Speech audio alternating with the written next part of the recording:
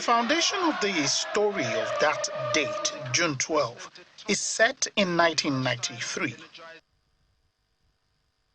It's a story of a military regime, an election, two candidates, and a people hungry for change.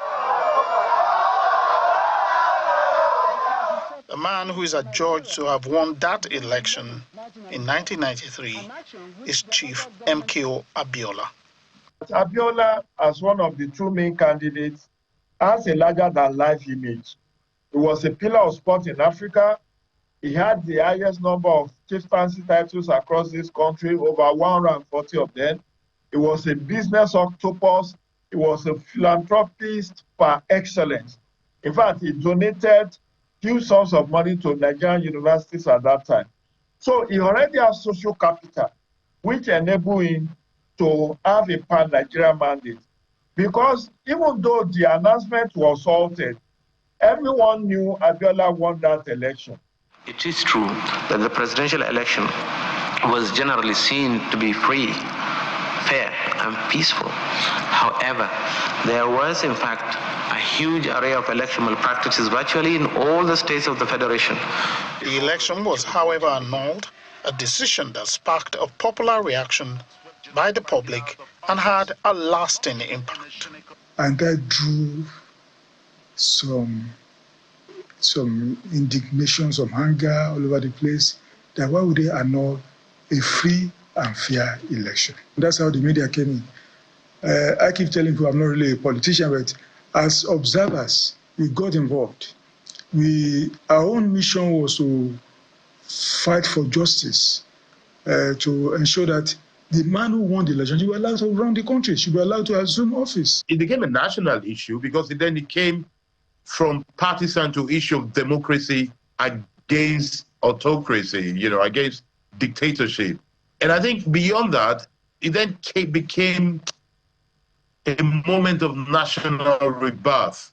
So I think to that extent, June 12 has the potential of being bigger than October 1st. Abiola's mandate was really pan-Nigeria. You see, honestly, it's like the military just did a big damage to our country. Because if that election had been allowed to stand, we would have set some precedents by the fact that two Muslims can run together.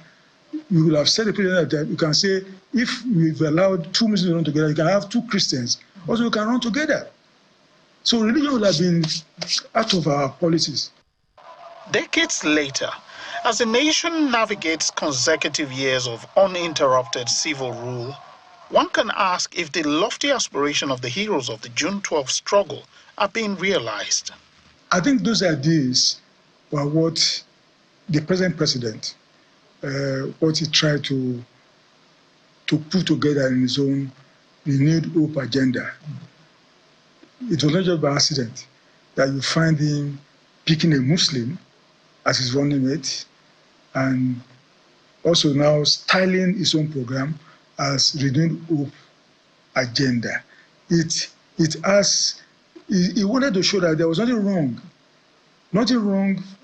in MK, what MKO did. Contrary to what people think, we've actually made some strides in terms of governance, over from 1993 till now.